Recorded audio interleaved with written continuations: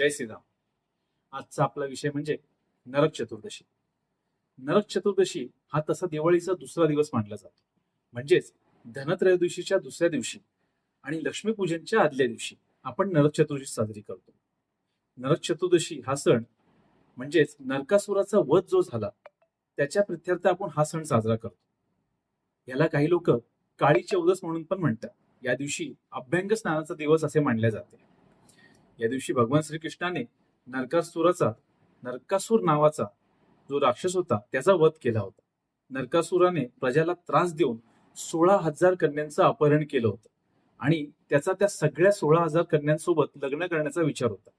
ही बातमी जशी श्रीकृष्णाला कळली तर सत्यभामा सोबत श्रीकृष्णाने नरकासुराच्या राज्यावरती ते आक्रमण केले व त्याला मारून टाकले आणि त्या 16,000 कन्यांना त्यांनी नरकासुरापासून मुक्त केले. म्हणून या दिवशी अंधकारावर प्रकाशाचा, वाईटावर चांगल्याचा विजय म्हणून उत्सव साजरा केला जातो. हा परंपराच्या हिशोबाने का साजरा करतात तर लवकर उठून अभ्यंग स्नान करण्याची प्रथा आहे. शरीरावर उठणे, तेल लावून स्नान केले जाते. असे केल्याने पापाचा नाश होतो व शरीर निरोगी राहते अशी श्रद्धा आहे. काही ठिकाणी दिवे लावून नरकासुराचा प्रतिकात्मक मूर्तीची नाश करतात. या दिवशी लवकर स्नान केल्यास यमराजाचे भय दूर होते असे मानले जाते.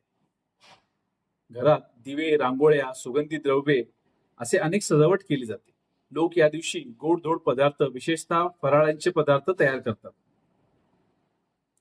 याचा आध्यात्मिक अर्थ असा आहे की नरक चतुर्दशी आपल्याला सांगते की अंधारावर प्रकाशाचा, वाईटावर चांगल्याचा आणि अज्ञानावर ज्ञानाचा विजय नेहमीच होतो.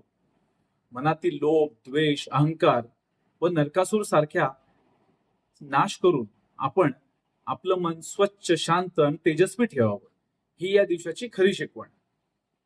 तुम्ही आजची माहिती कशी वाटली हे मलाही नक्की कळवा आणि आपल्या पूर्ण परिवाराला ही माहिती द्या. धन्यवाद. जय श्रीराम.